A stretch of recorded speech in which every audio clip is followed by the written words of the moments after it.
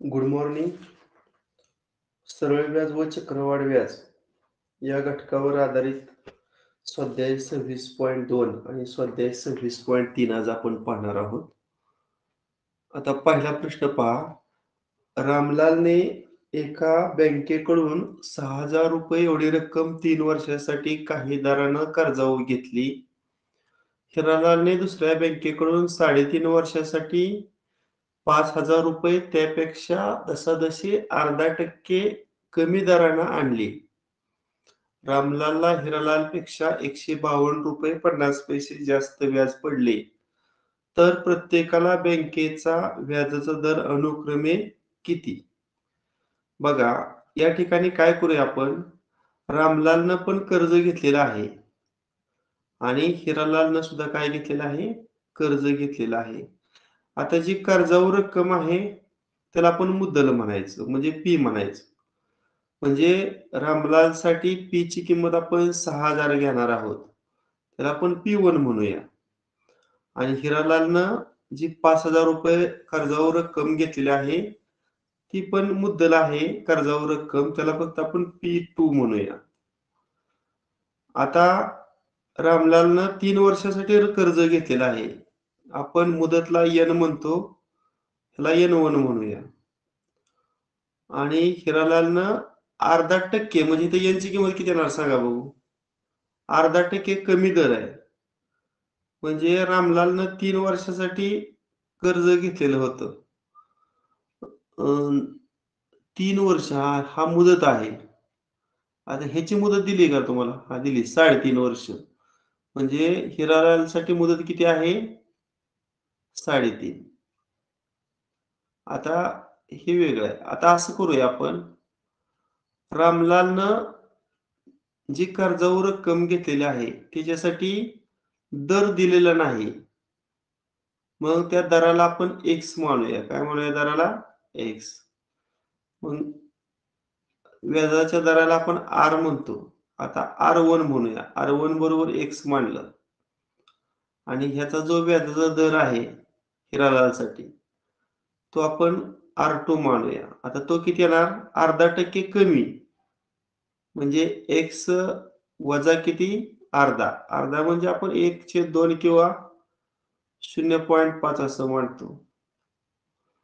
आता काय सांगितलंय? रामलालला हिरालालपेक्षा 152.5 रुपये जास्त व्याज पडलं. आता रामलालला मी R लिहितो, डाव्या साईडला R लिहिलं आणि काय लिहिलं? H लिहिलं.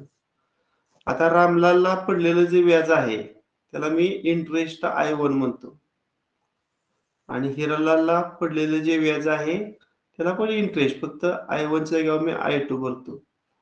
आता मला सांगा, जास्त व्याज कोणाला पडलेलं आहे? रामलालला. रामलालला जास्त व्याज पडलं. म्हणजे रामलालच्या रकमेमध्ये 152 पॉईंट मिळवायचं का हिरालालच्या व्याजामध्ये मिळवायचं सांगा, दोन्ही बाजू बॅलन्स करण्यासाठी सांगा बघू.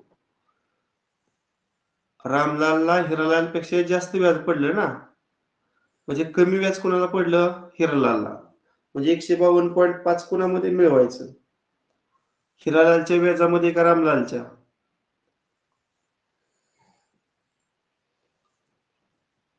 हिरालालच्या, कारण हिरालालला कमी पडले ना, बरोबर का? हा. आता रामलालचं जो सरळ व्याज आहे त्या सूत्र काय आहे रे? P गुणिले R गुणिले N भागिले 100. फक्त P च्या जागेवर मी P1 लिहितो, R च्या जागेवर R1 आणि N च्या जागेवर N1 आणि भागिले किती?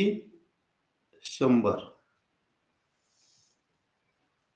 आता इकडं P गुणिले R गुणिले N भागिले 100, फक्त I2 असल्यामुळं P2 गुणिले R2 गुणिले N2 आणि भागिले किती? 100 आणि अधिक 152.5 किंवा 152.50. हा, सांग आता. रामलालचं व्याज काढण्यासाठी रामलालनं घेतलेलं कर्जावर रक्कम किती? रामलालनं कर्ज घेतलं होतं 6,000. रामलालचा व्याजाचा दर आपण एक्स मानला. रामलालनं किती वर्षासाठी कर्जावर रक्कम घेतली होती? 3 वर्ष. आणि भागिले 100 इज इक्वल टू, आता P2 हिरालालनं किती कर्जावर रक्कम घेतलेली होती? 5,000 गुणिले व्याजाचा दर अर्धा टक्के कमी, म्हणजे एक्स वजा अर्धा ना, एक्स वजा 0.5 आपण घेऊ अर्धा म्हणजे. आणि किती वर्षासाठी कर्जावर रक्कम घेतली होती? 3.5 आणि भागिले किती मग? 100. याच्यामध्ये किती ऍड केले शेवटी? प्लस 152.50. आता डाव्या साईडचं छेदातल्या ह्या 3 शून्य 2 शून्य कॅन्सल, इथं पण ह्या 2 शून्याला हे 2 शून्य कॅन्सल. आता सांगा डावी बाजू काय आली? 60 गुणिले 3 किती? 6×3 = 18 आणि त्याच्यावर 1 0 180 एक्स, बरोबर ना डावी बाजू? आता ह्या 50चा आणि ह्या 3.5चा गुणाकार करा अगोदर.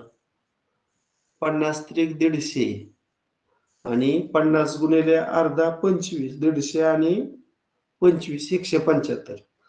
आता 175 ने एक्स ला गुणा, 175 एक्स, बरोबर ना? वजा 175 गुणिले अर्धा 175चे निम होणार. किती होणार सांगा 175चे निम? 175चे निम 180.5 आणि अधिक पुढचं 152.50.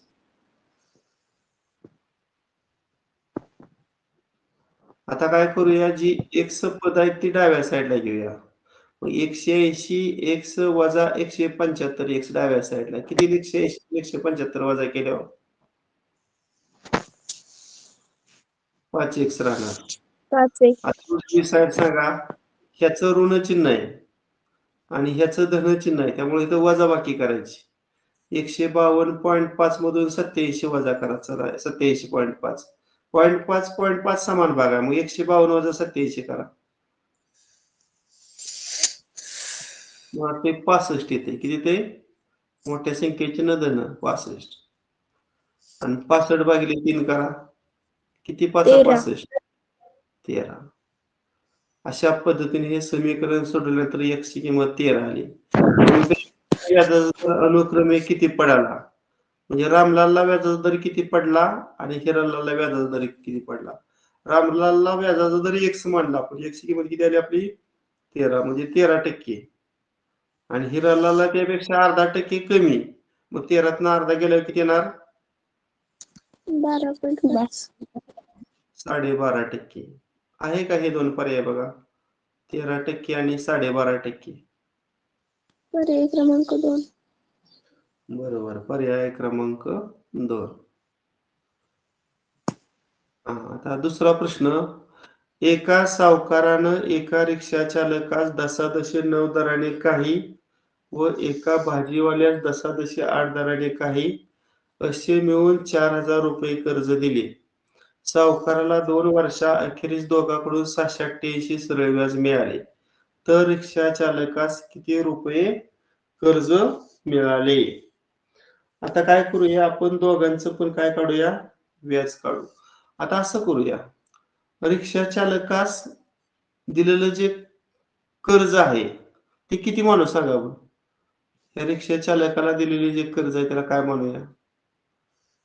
समजा मी त्याला P1 म्हटलं, P1. आता ते एक्स मानतो मी.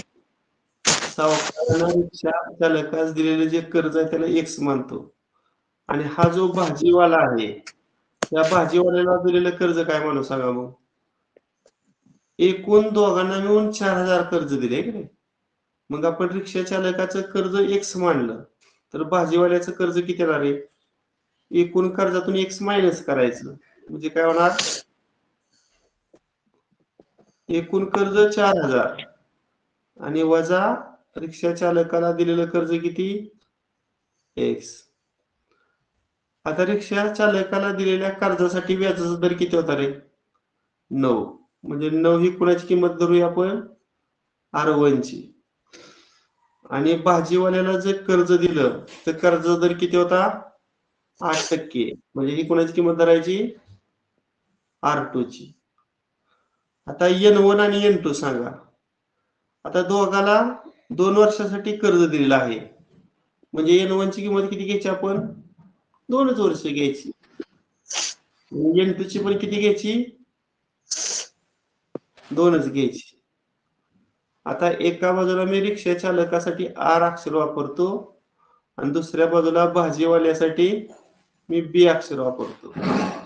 आता रिक्षा चालकाला बसणारं जे कर्ज आहे ते मी I1 घेतो आणि भाजीवाल्याला बसणारं जे व्याज आहे त्याला मी I2 म्हणतो.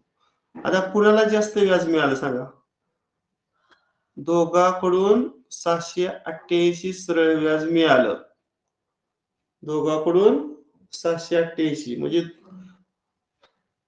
रिक्षावाल्याकडून मिळणारे व्याज अधिक भाजीवाल्याकडून मिळणारे व्याज ह्या दोघांची बेरीज किती येणार मग? 788. चला आता सिंपल इंटरेस्टचा फॉर्म्युला काय? पी गुणिले आर गुणिले एन भागिले काय? 100.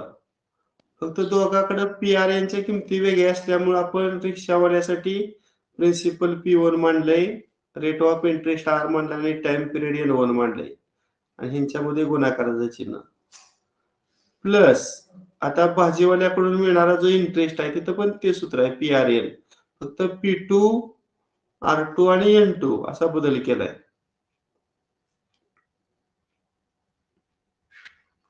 आणि इथं पण किती भागिले 100 आणि ह्या दोघांचं असं एकत्रित सरळ व्याज त्या सावकाराला किती मिळालं?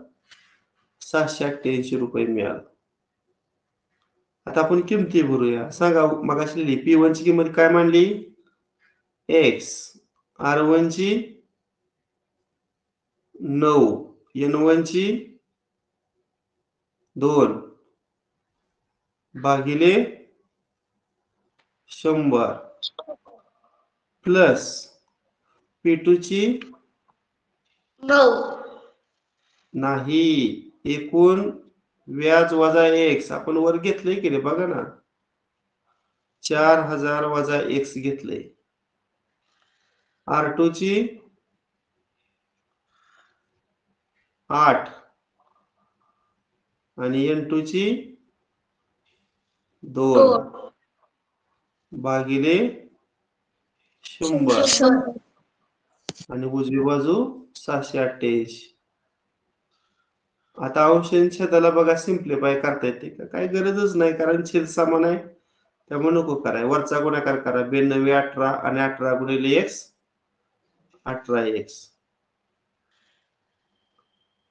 आता पुढचा कंसाबाहेर 8 आणि 2 चा गुणाकार 16 आहे. 16 गुणिले 4000 किती रे? 16 गुणिले 4000 16 चोक 64 त्याच्यावर 3 शून्य 64,000. आता वजा चिन्ह आहे 16 गुणिले X 16X. आता छेद समान आहे 100 तो उजवीकडे गेल्यावर काय होईल? गुणिले होईल म्हणजे 788 गुणिले 100 होणार म्हणजे 68,800 होणार. आता ही X ची 2 पद डावीकडे आहेत त्या दोघांची वजाबाकी करा. 18X मधून 16X वजा केल्यावर किती येणार? 2X. आता 68,800 वजा 64,000. चला 68,000 मधून 64,000 वजा करा 4,000 आणि वरचे किती? 800.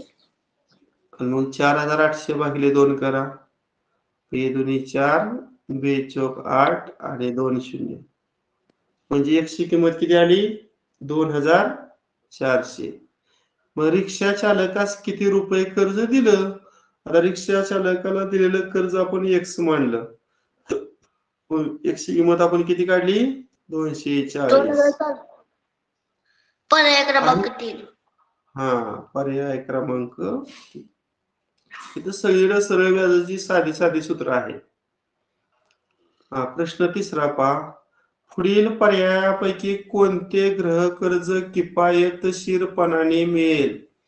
म्हणजे किफायतशीर दराने मिळते म्हणजे जिथं व्याजाचा दर कमी ते गृह कर्ज हे आपल्याला योग्य दरानं मिळेल असं. मग आता कुठं व्याजाचा दर कमी आहे बघूया आपण. सरळ व्याज सूत्र सांगा रे मला नेहमीच आपलं. सिंपल एंट्रीचं सूत्र काय? आय बरोबर पी गुणिले एस गुणिले गुणिले एन यन आणि भागिले. भागिले 100.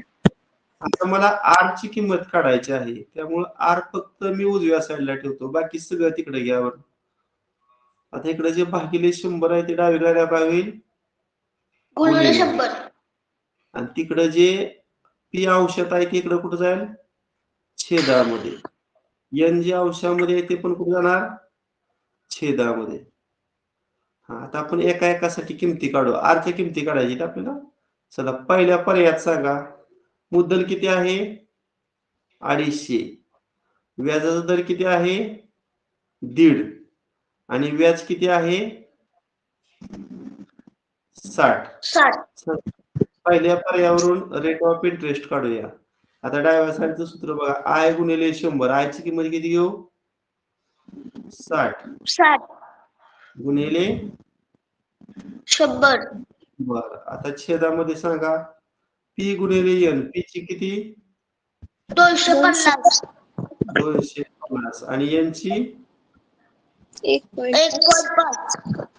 बरोबर 1.5. आता ह्या शून्याला हा शून्य कट झाला. आता वरचा गुणाकार किती रे? 60 गुणिले 10.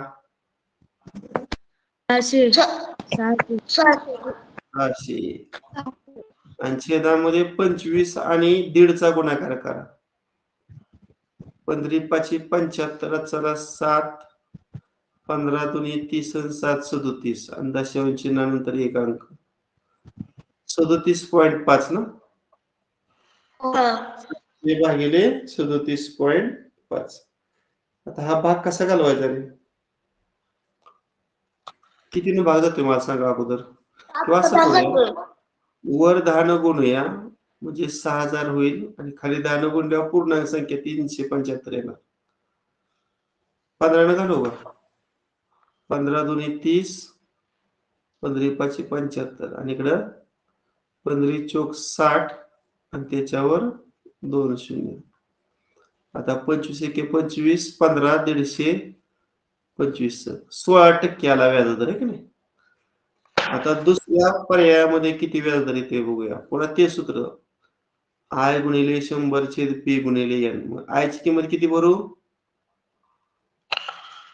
133 गुणिले 100 आणि छेदामध्ये पी गुणिले एन. मग पी ची 700 गुणिले एन ची 2. आता या 2 शून्याला हे 2 शून्य कट झालं. मग वर 133 आणि खाली 7 दोन्ही किती? 14. करा हा भागाकार. 133 आणि 14चा भागाकार करा. 14 9 126 ना. 126 वजा करा 133 मधून 9.5. 7 57 शून्य 70 आणि 14 पंचे 70. 9.5% व्याजदर आला दुसऱ्या पर्यायामध्ये. आता तिसरा पर्याय बघूया. आर बरोबर आय गुणिले 100 भागिले पी गुणिले एन. आता आय ची किंमत किती? 28 गुणिले 100 आणि छेदामध्ये पी आणि एन चा गुणाकार. मग पी ची किती? 70 आणि एन ची 5. 70 गुणिले 5. आता सिम्प्लिफाय करा. ह्या शून्याला हा शून्य कट झाला. 5 एके 5, 5 दुनी 10, 7 एके 7, 7 चौक 28 आणि 4 दुनी किती आलं मग? 8. तिसऱ्या पर्यायामध्ये व्याजाचा दर 8% आला आणि शेवटचा चौथं आर बरोबर आय गुणिले 100. आय ची किंमत किती रे? 74 गुणिले 100 आणि छेदामध्ये 500 पी गुणिले एन 500 गुणिले 2 500 गुणिले 2. आता सिम्प्लिफाय करू. ह्या 2 शून्याला हे 2 शून्य गेलं. वर 74 आणि खाली 5 दोन्ही किती? 10. 10 न भागायचं म्हणजे 1 चिन्ह डावीकडे म्हणजे किती टक्के आलं? 7.4. आता मला सांगा व्याज दर कुठं कमी आहे रे? इथं 16% आला, इथं 9.5%, इथं 8% आणि 7.4. कमी व्याज दर कुठं आहे रे? कमी व्याज दर पर्याय क्रमांक 4. पर्याय क्रमांक 4. मग या ठिकाणी गृह कर्ज घेणं किफायतशीरपणे मिळेल, म्हणून याचं उत्तर पर्याय क्रमांक 4. प्रश्न 4. दरसाल दर शेकडा किती दरानं 1500 रुपयाची 3 वर्षात 1860 रास होईल? आता पहिल्यांदा आपण राशीचं सूत्र सांगा मला काय? Amount is equal to principal plus interest. रास बरोबर मुद्दल अधिक व्याज. आता रास किती आली? 1860 बरोबर. पी म्हणजे मुद्दल किती? 1500 आणि अधिक आय म्हणजे काय? सरळ व्याज. सांगा आयची किंमत किती? 1500 डावी नेल्यावर वजा होईल. मग 1860 वजा 1500 किती वजा बाकी आली? 260 360 360 व्याज आलं पहा. किती आलं? 360. आता आपल्याला दर काढायचा आहे. आपलं नेहमीचं सरळ व्याज सूत्र सांगा. सिंपल इंटरेस्टचा नेहमीचा फॉर्म्युला P गुणिले R गुणिले छेदात 100. बरोबर. पी गुणिले आर गुणिले एन भागिले 100. आता आय म्हणजे व्याज. व्याज किती आला आपला? आत्ताच काढलं होतं आपण 360. हा मग आपण 360 भरायचं आहे की नाही? पी म्हणजे मुद्दल. मुद्दल आपण किती घेतलेले आहे? मुद्दल 1500. 1500 बरोबर आहे. पुन्हा रेट ऑफ इंटरेस्ट म्हणजे आर ची किंमत काढायची आहे ना, दर काढायचा आहे. आणि एन म्हणजे कालावधी किती दिलाय तुम्हाला? 3 वर्ष. 3 वर्ष आणि बाहेर किती घ्यायचं? 100. आता इथं अंशातील 2 शून्य या छेदातील 2 शून्याला कॅन्सल झाले की नाही? आता 15 आणि 3 जे अंशामध्ये आहे ते डावीकडे आल्यावर कुठे जाणार? छेदामध्ये जाणार. आता उजव्या साईडला फक्त काय उरतंय रे? आर. आता जर सिम्प्लिफाय करा. 15 एके 15 15 दुने 30 आणि 15 चोक 60 आणि पुन्हा 3 एके 3 आणि 3च्या पडद्याला 24 आहे का? 3 8 24 म्हणजे किती आला रेट ऑफ इंटरेस्ट? 8. म्हणजे याचं उत्तर पर्याय क्रमांक 1. अशा पद्धतीने स्वाध्याय 26.2 मध्ये 4च उदाहरणं होती. आपला 26.2 स्वाध्याय संपलेला आहे. आता 26.3 पाहूया. सुनीलनं अनिलकडून 3 वर्ष वापरलेलं एक जुने यंत्र 7,29,000 रुपयाला विकत घेतले. जर घसाऱ्याचा दर जसाजशी 10 धरला तर ते अनिलनं ते यंत्र किती रुपयाला घेतलं होतं? मला सांगा कुणाकडून कुणी घेतलंय रे? सुनीलनं अनिलकडून घेतलंय. अनिल आहे आणि अनिलकडून ते यंत्र कुणाकडे गेलं? सुनीलकडे गेलं. आता अनिलची जी यंत्राची किंमत आहे त्याला आपण पी मानायचं आणि सुनीलची जी यंत्राची किंमत आहे त्याला काय म्हणायचं? मग ए म्हणायचं. काय म्हणायचं? ए. मला सांगा इथं सुनीलनं अनिलकडून 3 वर्ष वापरलेलं जुनं यंत्र 7,29,000 रुपयाला विकत घेतलं. म्हणजे 7,29,000 ही ए ची किंमत का पी ची रे? ए ची.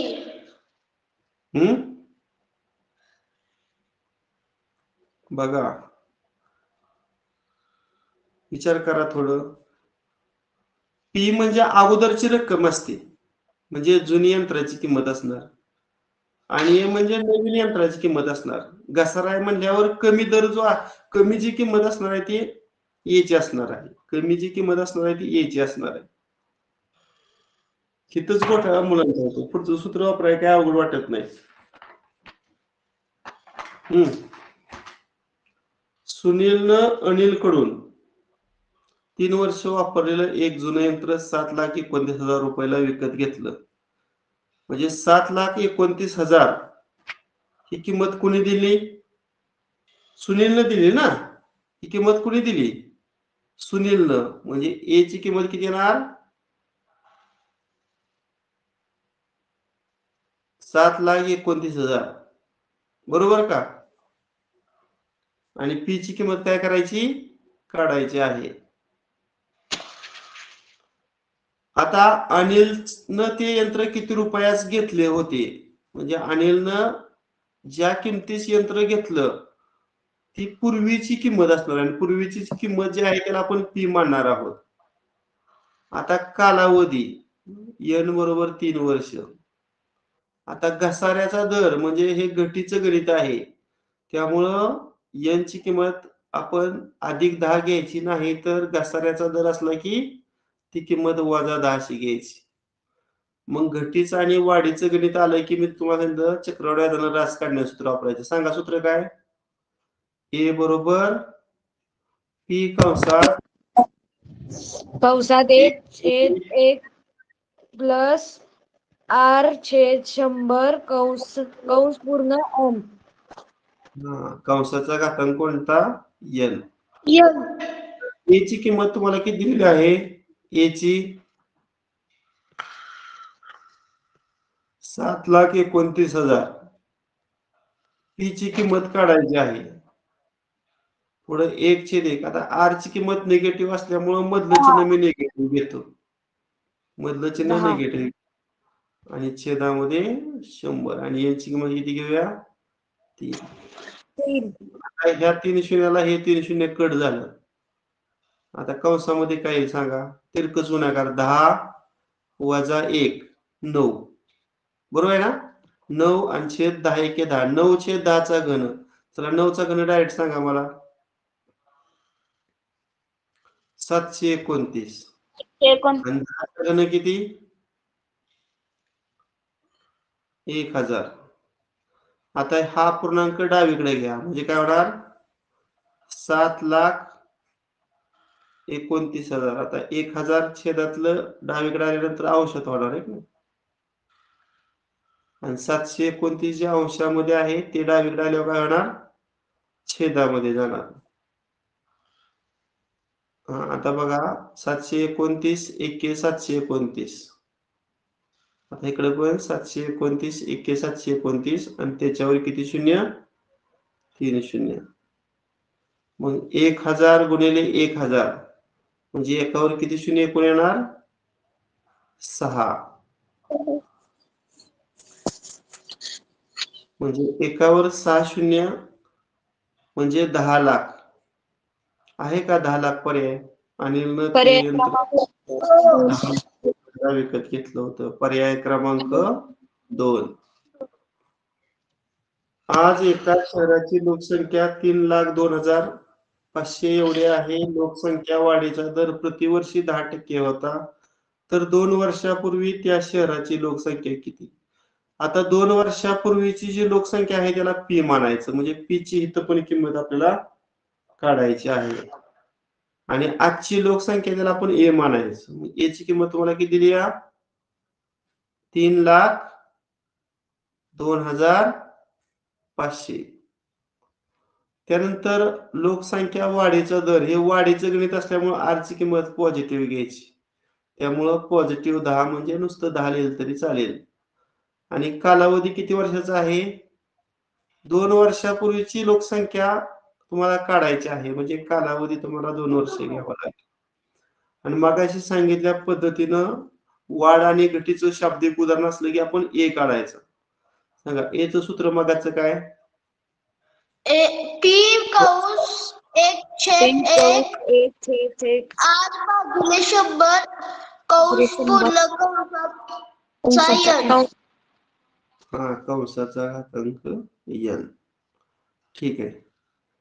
आता पी ची किंमत आपल्याला काढायची आहे. ए ची किती दिलेली आहे? 3,02,500.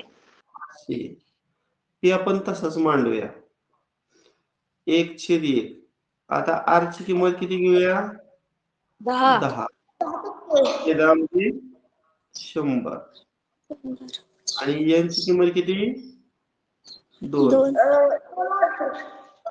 आता या शून्याला हा शून्य कॅन्सल झाला. आता तिरकस गुणाकार करा. 1 गुणिले 10 10. दुसरा तिरकस गुणाकार 1 गुणिले 1 1. आणि छेदांचा गुणाकार 10 गुणिले 1 10. आणि कंसाचा वर्ग. मग सांगा 10 आणि 1 ची बेरीज 11 आणि 11चा वर्ग किती? 121. आणि छेदातील 10चा वर्ग किती? 100. आता मूळचं डावीकडचं 3,02,500 येतो. आता उजवीकडचा अपूर्णांक आपण डावीकडे आणणार आहोत, म्हणजे भागिले 100 आहे ते गुणिले होणार. आणि 121 जे अंशामध्ये आहे ते छेदामध्ये जाणार. आणि उजव्या बाजूला किती येणार मग? Principal P. आता ह्या 100% 11 भागात असणार आहे. मग 11 गुणिले 11 121, कारण 11चा वर्गच आहे. आणि इथं बघा 11 दुनी 22, 11 सती 77, राहिलं 5, तेव्हा 5, 11 5 55 आणि त्याच्यावर हे 2 शून्य मांडायचे. पुन्हा 11 1 11, 11 दुनी 22, 11 5 55 आणि त्याच्यावर पुन्हा 2 शून्य. आता करा गुणाकार. 2500 ला जर 100 न भागलं तर 25 किती शून्य येणार आहे? हे 2 आणि ते 2 4 शून्य येणार. म्हणजे किती आलं उत्तर? 2,50,000. पर्याय क्रमांक 4. 4. ठीक आहे. प्रश्न तिसरा. संतोष रावांनी एका बँकेत 2,10,000 सरळ व्याजानं 5 वर्षासाठी ठेवलं. मुदती अंती त्यांना 3,36,000 रुपये मिळालं, तर व्याजाचा दर किती होता? आता हे सरळ व्याजाचं सूत्र आहे, त्यामुळे सोपं आहे, त्याला जास्त कॅल्क्युलेशन नाही. आता एवढं रुपये ठेवलं आणि एवढं रुपये मिळालं. आता मिळालेली जी रक्कम आहे ती ए असते आणि ठेवलेली जी रक्कम आहे ती प्रिन्सिपल पी ची किंमत असते. मग मला सांगा आपण नेहमी सूत्र काय वापरतो रे? रास बरोबर मुद्दल अधिक सरळ व्याज. आता ए ची किंमत ह्यात किती भरूया? 3,36,000. पी म्हणजे मुद्दल किती भरूया? 2,10,000. आणि अधिक सरळ व्याज किती काढायचे? करा वजाबाकी. चला 3,36,000 वजा 2,10,000. सर्वांनी कॅल्क्युलेशन करायचं. 1,26,000. किती आलं? 1,26,000. 1,26,000. बरोबर. हा. आता व्याजाचा दर काढायचे. पुन्हा मला सरळ व्याज काढण्याचं सूत्र सांगा. सिंपल इंटरेस्ट आय बरोबर principal P into rate of interest R into number of years म्हणजे time period year divided by 100. हा. आता इथं आय ची किंमत किती भरायची? आत्ताच आपण वर काढली वजाबाकी करून. 1,26,000. क्रमांक 3. 3 येते. बरं ठीक आहे, बघूया आपण चेक करू एकदा. पी ची किंमत किती भरायची? 2,10,000. आर ची किंमत किती भरायची? रेट ऑफ इंटरेस्ट तो काढायचा आहे आर. आणि एन म्हणजे कालावधी किती वर्षासाठी रक्कम घेतली होती? 5. कालावधी 5. आणि भागिले किती 100. आता या 2 शून्याला हे 2 शून्य कट, पुन्हा या 2 शून्याला हे 2 शून्य कट. आता डावीकडे राहिलं 1260. आता तिकडे जे अंशामध्ये 21 आहे तिकडे आल्यानंतर छेदामध्ये, तिकडे जे अंशामध्ये 5 आहे तिकडे आल्यानंतर छेदामध्ये, आणि उजवीकडं r. आता करूया सिम्प्लिफाय. जातोय का भाग रे? 21च्या पाढ्यात 126 आहे का? हो 21 126 आणि वरचा 1 0. आणि 60 ला 5 न भाग जातोय का बघा? 5 1 5, 5 2 12 उत्तर येते सर. 12. म्हणजे पर्याय क्रमांक किती 3. आणि सर्वांसाठी पुन्हा एक महत्वाची विनंती आहे. आता आपलं नवनीत होत आलेलं आहे. तुम्ही आता काय करायचं, ज्या दिवशी सुट्टी असेल त्या दिवशी गणितातलं रोज 5-5 6-6 स्वाध्याय सोडवायचं. आता आपण एक नाही गणित घेतलंय, त्यामुळं आपल्याला स्वतःला सोडवा येतंय का ह्याची एकदा रिव्हिजन करून पहा. नाहीतर मी सोडवून देतोय, पुन्हा तुम्ही मागं वळून पाहतच नाही, मागची गणित कधी रिवाइज करत नाही, मग एवढं शिकून सुद्धा 0 फायदा होईल. त्यामुळं मी पुढे शिकवत असताना मागच्या ज्या स्वाध्यायाच्या सर्व भागांची तुम्ही उजळणी करणं फार गरजेचं आहे. चला, प्रश्न 4. कोणती रक्कम दरसाल दर शेकडा 4% दरानं 3 वर्षासाठी गुंतवली असता चक्रवाढ व्याजानं 19,510 व्याज मिळेल? आता चक्रवाढ व्याज शब्द आला की आपण याचं सूत्र वापरायचं, एवढं लक्षात ठेवा. चक्रवाढ व्याज शब्द आला की ए बरोबर पी कंसात 1/1 अधिक r चे 100 कंसाचं n ते सूत्र वापरायचं. आता ही दिली तुम्हाला काय रे? चक्रवाढ व्याज दिले. काय दिले? चक्रवाढ व्याज. आता मला सांगा, चक्रवाढ व्याजाला आपण काय म्हणतो रे? Compound interest. आपण चक्रवाढ व्याज सूत्र कसं काढलं होतं? चक्रवाढ व्याजानं रास वजा मुद्दल ना. चक्रवाढ व्याजानं रास वजा मुद्दल. मग आपण चक्रवाढ व्याजाची किंमत भरूया या सूत्रामध्ये 19,510. आता उजवीकडे काय येणार? ए वजा पी. आता इथे ए ची किंमत काढूया, मग वजा पी डावीकडे आल्यावर अधिक पी होणार, म्हणजे पी अधिक 19,510 होणार. आणि तिकडे काय राहिलं? ए. ए ची किंमत काय झाली? पी अधिक 19,510. आता आपलं चक्रवाढ व्याजानं रास काढण्याचं सूत्र सांगा. चक्रवाढ व्याजानं रास काढण्याचं सूत्र ए बरोबर पी कंसात, अरे बोला ना, 1/1 प्लस r/100 कंसाचा घातांक n. आता याच्यामध्ये ए ची किंमत आपण वर काढलेली भरणार आहे, पी अधिक 19,510 डाव्या साईडला. इथे लिहितो पी अधिक 19,510 आणि इकडच्या बाजूला पी कंसात 1/1. आता आर ची किंमत किती भरू? किती रेट ऑफ इंटरेस्ट दिलाय? किती टक्के व्याज दर दिलाय? 4%. आणि भागिले 100. आणि n म्हणजे कालावधी किती दिलाय? 3 वर्ष. आधी तर सिम्प्लिफाय करूया. 4 1 4, बोला खाली किती येईल? 4 2 8 आणि 4 5 20. अगोदर आपण उजवी बाजू सोडवूया. तिरकस गुणाकार 25 1 25 1 1 1 आणि 25 आणि 1 किती? 26. म्हणजे तर 26 घन येणार आहे की नाही? 26 चा काय येणार? घन. आणि छेदामध्ये 25 आहे, म्हणजे छेदामध्ये काय येणार? 25 चा घन येणार. आता पी ला मी डाव्या साईडला आणतो. 19,510 हे डाव्या साईडला. आता 26 चा घन आहे का कोणाला माहित रे? 676. नाही, तो 26 चा वर्ग झाला. घन म्हटल्यावर 3 वेळा गुणाकार ना, म्हणजे 26 गुणिले 26 26 गुणिले 26 गुणिले 26 17,500 किती 17,000 17,576 17,576 आणि छेदामध्ये 25चा घन करावा लागेल की नाही 25 गुणिले 25 गुणिले 25 15,625 15,600 15,625 ह्या दोघाला पी न गुणायचं आता तिकडचं पी इकडे आल्यावर वजा होणार आहे की नाही तिकडचं पी इकडे आल्यावर काय होणार वजा होणार आता इथं काय करावं लागेल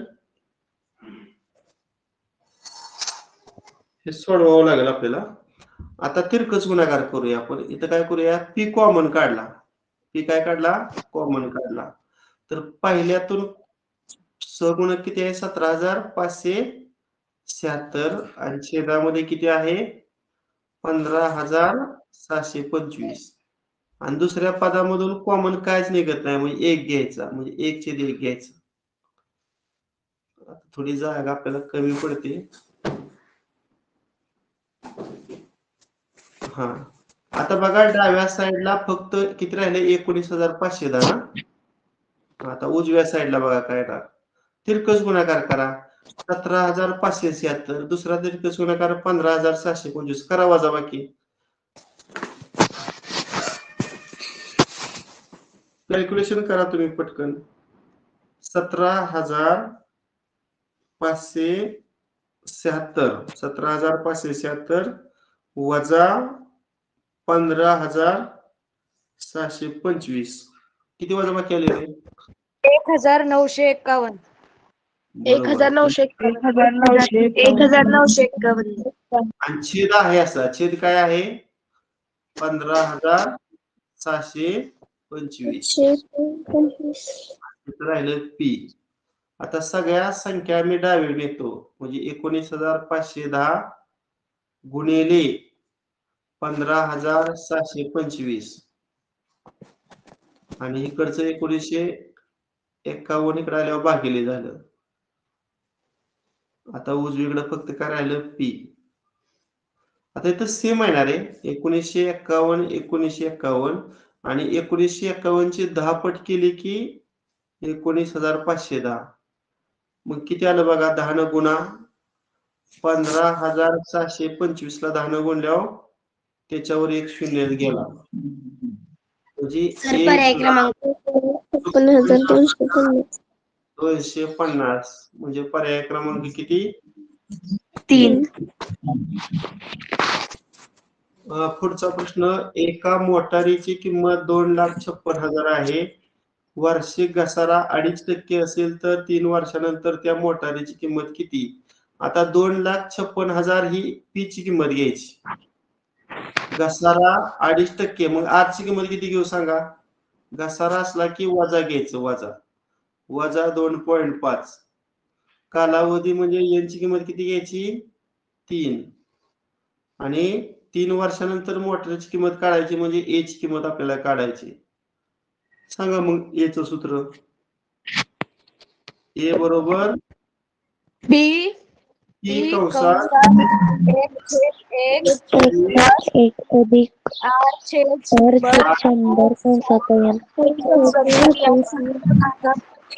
हा कंसाचा घातांक n हा सांगा पी ची किंमत किती भरूया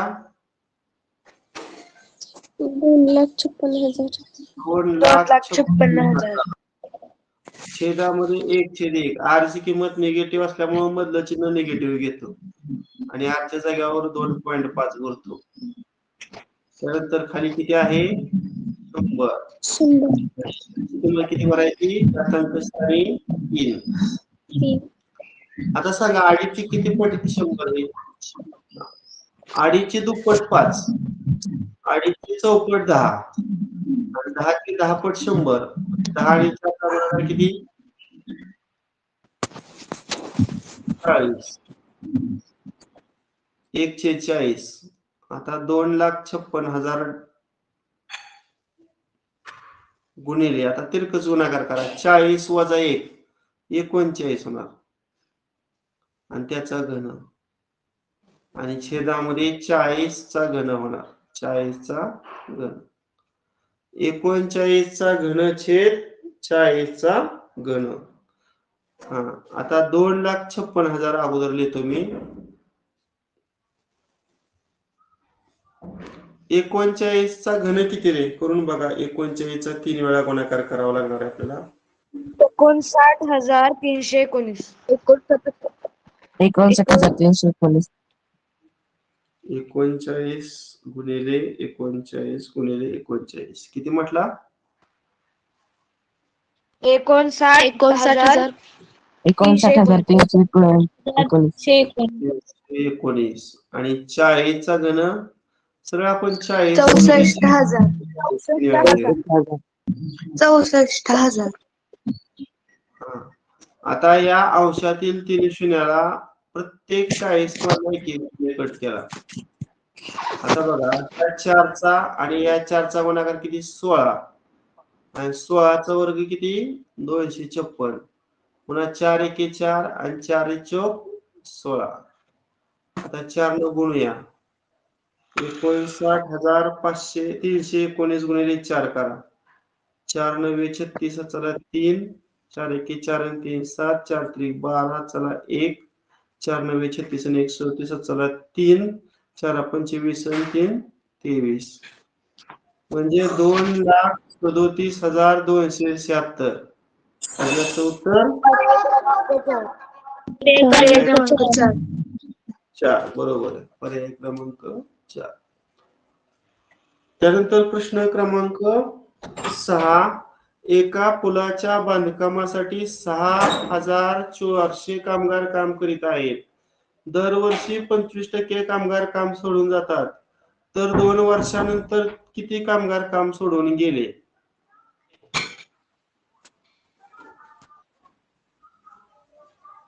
आता आपण असं करूया, इथं कुठलंही सूत्र न वापरता आपण सरळ शेकडेवारीचा उपयोग करूया. आता सुरुवातीला किती कामगार होते रे? 6,400. आता पहिल्या वर्षी किती टक्के कामगार काम सोडून गेलं? 25. 25%. 25% कामगार सोडून गेलं. म्हणजे किती टक्के राहिले रे? 75%. 75%. राहिलंय. 100तून आपण 25 मायनस केलं. मग त्याचा 75% करूया आपण. आता या 2 शून्याला हे 2 शून्य कट करा. 64 आणि 75चा गुणाकार किती आला? 4,800. आता दुसऱ्या वर्षी सुद्धा पुन्हा 75% येणार, कारण पुन्हा 25% कामगार काम सोडून गेलं. म्हणजे पुन्हा किती टक्के येणार ह्याचा? 75%. 75%. आता पुन्हा ह्या 2 शून्याला हे 2 शून्य कट करा. करा 48 आणि 75चा गुणाकार 3,600. 3,600. हा 3,600. आता काय झाले? 2 वर्षानंतर किती कामगार काम सोडून गेले? किती कामगार काम म्हणजे आता त्या कामावर 3,600 कामगार आहेत ना? बरोबर आहे का? हो सर. सुरुवातीला किती कामगार होत? 6,400. 7,000. किती कामगार आहेत शिल्लक? 3,600. हा, ह्यांची वजाबाकी करावी लागेल ना? 2,800. 2,800. क्रमांक 4. हा, पर्याय क्रमांक 4. परंतु त्यांनी बरं का उत्तर जर पाहिलं तर त्यांनी 3,600 उत्तर दिले. त्यांनी कशाच उत्तर दिलंय? 2 वर्षानंतर त्या बांधकामावर किती कामगार असतील ते उत्तर दिले. पण कामगार सोडून किती गेले हे विचारलंय. माझं 3,600 आलंय. हा, माझं आलंय सर 3,600. अरे 3,600 येते, पण ते काय येते? 2 वर्षानंतर त्या बांधकामावर असणारे कामगार ना, सोडून गेलेले कामगार म्हणजे वजाबाकीच करावी लागेल की सुरुवातीचं कामगार आणि शेवटचं कामगार यांची वजाबाकी. सर 6600 गुणिले 25/100 करायचं आणि 1600 उत्तर येते सर. आणि 64,400 वजा परत 1600 करायचं. ते 4800 येतं आणि ते 4800 गुणिले 25/100 करायचं आणि ते उत्तर येते 1200 आणि 4800 वजा 1200 करून 3600 उत्तर येतं. एक मिनिट मला सांग, तू काय केलं सुरुवातीला? काय केलं? 6400 गुणिले 25/100 म्हणजे 6000चा 25% केला. हा. बरं करूया. सोडून गेलेले कामगार, ह्या 2 शून्याला हे 2 शून्य गेलं. 25 चोक 100 चला 10. 25 चौक 150 10 किती आलं? 160. 1600. आता 6400 वजा 1600 करायचं. हे किती आलं? 4800. एवढं कामगार राहिलं पहिल्या वर्षाच्या शेवटी. आता याचं पुन्हा किती टक्के सोडून गेलं? 25%. 25%. बर 25/100. पुन्हा ह्या 2 शून्याला हे 2 शून्य गेलं. 25 8 200 चला 20. 25 चोक 100. 1200. आणि मग सर 4800 वजा 1200 करायचं.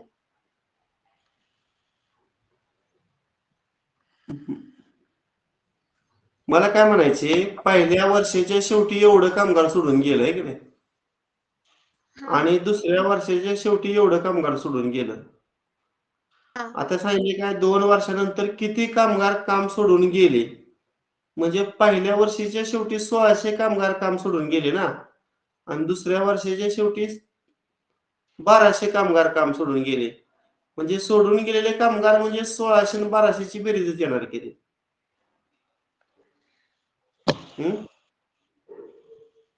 28 येते. तू जे म्हणते का नाही वजाबाकी, ते 2 वर्षाच्या अखेरीस त्या बांधकामावर राहणारे कामगार येणार आहेत 3600. बरं बघा, हे मला तर वाटतं 28 येते. तुम्ही अजून एकदा चेक करा. चला पुढचा प्रश्न घेऊया. स्थलांतरामुळे एका गावची लोकसंख्या दरवर्षी 5% दराने कमी होत आहे.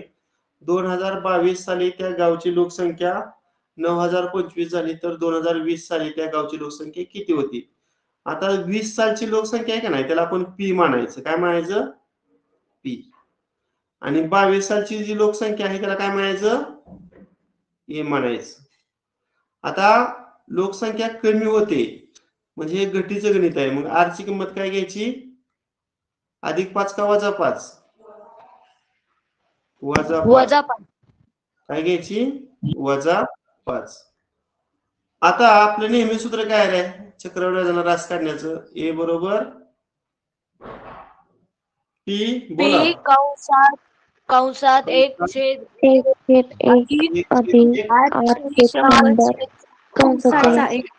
8/100 कंसाचा घातांक n. चला आता यामध्ये किमती आपण भरूया. ए ची किंमत किती भरूया? 9025. आता इथं पी ची किंमत मात्र काढायची आहे. 1/1. आर ची किंमत निगेटिव्ह असल्यामुळे वजा, आणि इथं 5 छेदामध्ये 100. आणि एन ची किंमत किती भरायची?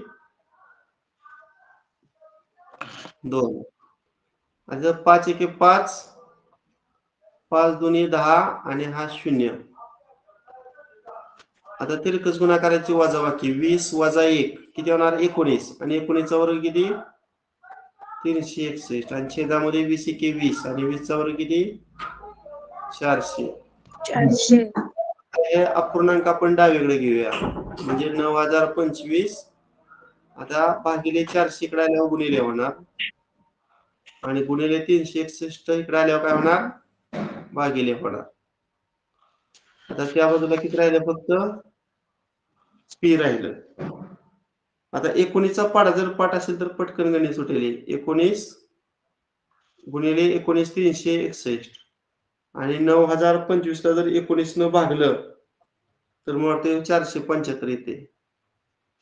आता 19 एके पुन्हा 19, 19 दुनी 38, 9 उरलं, 5 घेतलं 95 आणि 19 पाचा 95. आता 25 गुणिले 400 करा, 25 चोक 100 आणि त्याच्यावर 200. 10,000 म्हणजे 2020 साली त्या गावची लोकसंख्या 10,000 इतकीच होती. म्हणून याचं उत्तर पर्याय क्रमांक 1 आहे. 8वा प्रश्न, बलवीर सिंगनं एक यंत्र 2 वर्षापूर्वी 62,500 रुपयाला खरेदी केले. यंत्राची किंमत दरवर्षी 8% कमी होत असेल तर त्या यंत्राची किंमत आज किती होईल? कमी शब्द आला म्हणजे हे गठीचं गणित आहे आणि गठीच्या उदाहरणामध्ये आर ची किंमत आपण वजा घ्यायची, म्हणजे आर ची किंमत येते किती होणार? -8. आता सांगा पी म्हणजे काय रे? 2 वर्षापूर्वीची यंत्राची किंमत. पी ची किंमत किती येणार? 62,500 62,500 62,500 आणि ए ची किंमत काढायची आहे, कारण आज त्या यंत्राची किंमत किती होईल? ए किंमत काढायची आहे. आणि एन किती? कालावधी 2. सांगा आपलं नेहमी सूत्र. ए बरोबर पी कंसात 1 अधिक आर छेद 100 घातांक एन किंमत 62,500. पुन्हा 1/1 आर ची किंमत निगेटिव्ह असल्यामुळे इथं वजा भरतो आणि इथं 8 भरतो आणि छेदामध्ये 100 आणि कंसाचा घातांक 2. आता इथं 4 न भाग होतोय. 4 दुनी 8, 4 दुनी 8, 4 पंचे 20. आता बघा 62,500 गुणिले तिरकस गुणाकार 25 आणि दुसरा तिरकस गुणाकार 2 आणि 25 आणि 2 ची वजाबाकी 23 आणि 23 चा वर्ग सांगा. सर पर्याय क्रमांक 2. पर्याय क्रमांक 2 करूया. आणि छेदामध्ये 25 चा वर्ग किती? 725. आता 725 एके 725 आणि 725 एके 725 आणि त्याच्यावर हे 2 0. मग 529 ला 100 न गुणा, मग 529 वर 2 0. 52,900. पर्याय क्रमांक 2. अशा पद्धतीनं आजच्या तासिकेला आपण स्वाध्याय 26.1 आणि स्वाध्याय 26.2 पाहिलेला आहे. उद्याच्या तासिकेला 26.4 फक्त पाहणार आहे. उद्या फक्त 7च गणित आहेत, म्हणजे उद्या आपला हा उपगट संपेल. जर आपला चॅनल सबस्क्राईब केला नसेल तर चॅनल सबस्क्राईब करा. ठीक आहे, बस करूया. Okay, bye. Bye sir.